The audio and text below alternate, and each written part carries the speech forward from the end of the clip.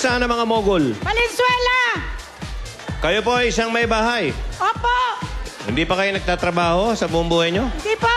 Aba, maganda yan, ha? Tuloy nyo lang. Ano? Mahirap yan. Si Mister, anong trabaho? Stroke siya. Wala po ngayon. Pero anong trabaho niya dati? Driver ng tricycle. Okay. Eto ho, pumili kayo, Aling Angelina. Angelina!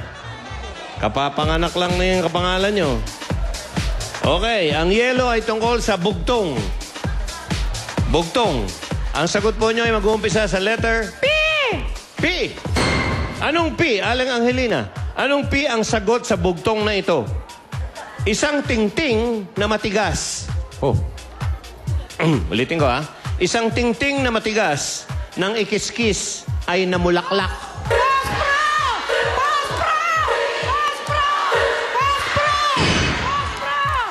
Oo nga, no? Galing. Nung kiniskis, namulaklak. Oo, galing, oh. Posporo! Is correct. Ang galing, Aling Angelina. Next, tawagan natin si Donna Junicio. Si Donna, may kasama ka dyan, Donna? Sa San Roque! Oh. Mister mo, anong yan? Ko, at saka wala ko na maganda! Ba? Bakit yung anak mo lang sinabi mo maganda, yung mister mo, wala ka nasabi? Ano ka pong giniluyan? Ayun, kulang eh. Para kompleto. Pili ka rito, Donna. Ano lang po yung... Blue. Si Donna ay isang may bahay. Donna, ang blue ay tungkol sa salita. Ang sagot mo ay mag-uumpisa sa letrang... P! P. Okay.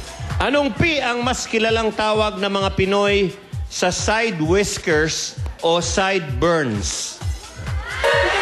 Tagalog lang. Ay, ano? Kaya mo yan. Sideburns. Si Elvis meron yan. Pa. Nasa ulo yan. Nasa ulo. Panike. Anong panike? Panike wala sa ulo. Nasa mga bubong yan. Parang mga manananggal yan. Okay. Ano? Patil?